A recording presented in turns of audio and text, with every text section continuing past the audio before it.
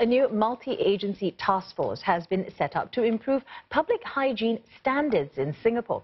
One of its goals is to instill new habits like not sharing food beyond the COVID-19 outbreak. But are aspirations realistic? Melissa Goh finds out. Changing social norms can be Singapore's first line of defense against COVID-19. Some examples raised by the task force include not sharing food with others and throwing used tissues away quickly. But just how familiar are people with these habits? I shared some examples the task force raised. Actually, I do all that things because I'm scared. There are toilets nearby. It's very easy to wash your hands. Don't shake hands. I mean, I'm a student, so I don't shake a lot of hands. So, you know.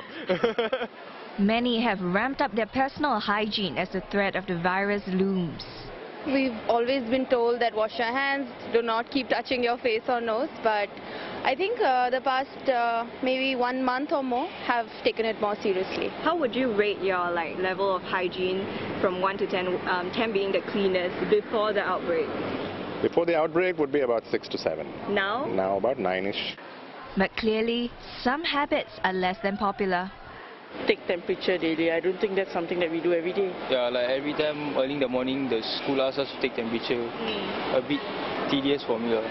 People I spoke to today are generally welcoming of the suggestions of social norms put forward by the task force. But from what I see today, there's still work to be done in building habits like eating out of trays at hawker centres, as well as throwing away used tissues quickly. And one major question also remains, whether people will continue their good hygiene habits even after the COVID-19 outbreak. And joining us is Dr. William Wan, General Secretary of the Singapore Kindness Movement. Thank you very much, Dr. Wan, for joining us. So, a lot of what's been advocated seems to, obviously make sense, although it's been hard to get them to stick. So, what do you think are the low-hanging fruit, so to speak, not just now, but actually in the long term? Low-hanging fruits, I suppose, would be enlightened self-interest. I think people are afraid and fearful. So I suppose fear would also motivate them to do the right thing. I suppose that's the low-hanging fruit. Yeah, in terms of where the Singapore Kindness Movement is coming from over the years, a lot of it is about consideration, a lot of it is about personal responsibility, but yet it's kind of hard to get people to actually practice this. I mean, things are improving, but still there's a portion of people who just, no matter what you do, it doesn't stick with them. What's stopping them from being nice? There will always be in any society a percentage of people who are basically afflicted with inertia or indifference, and no matter how hard you push, they're just not going to move, right? But that's really a minority. I always said that it's a minority.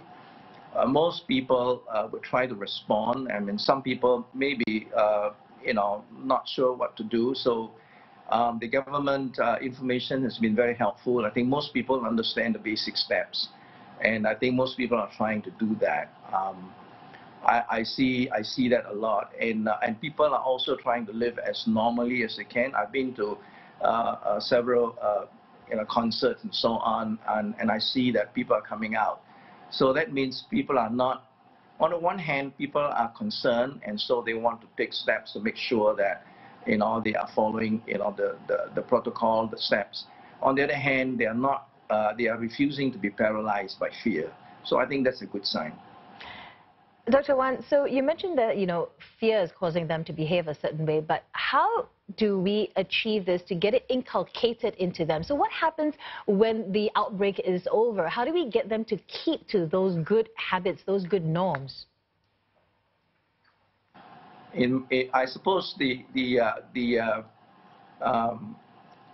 shall I say, the light, at this time of sort of, not so much darkness, but cloudiness, is the fact that we have certain norms that are being encouraged, and I hope that over time people will make that a habit. And I think at least some people are beginning to do something like washing hands more regularly. In the past, they may not have done that, but because of fear and because of self-preservation, they are doing it. And I think that's a good thing. So eventually, hopefully, by having by washing their hands more often, they will realize that it's a good thing to do, and that will become a habit. Yeah, I agree with you, Dr. Wan, because I mean, I tell a lot of people you don't need to have all these other things to make them do it.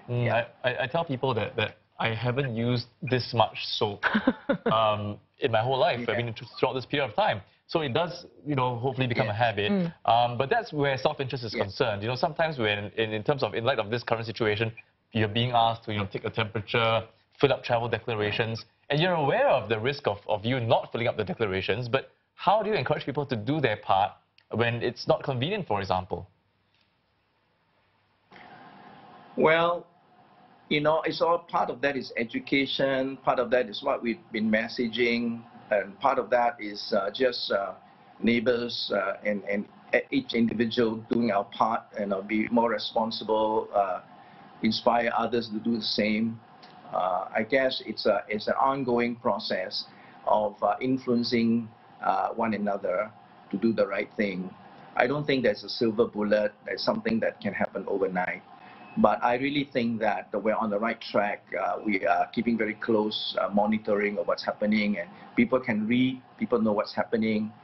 And I guess the fact that we are doing quite well relative to so many other countries is because I think more people today are following the protocols and following the processes. I think that's a good sign.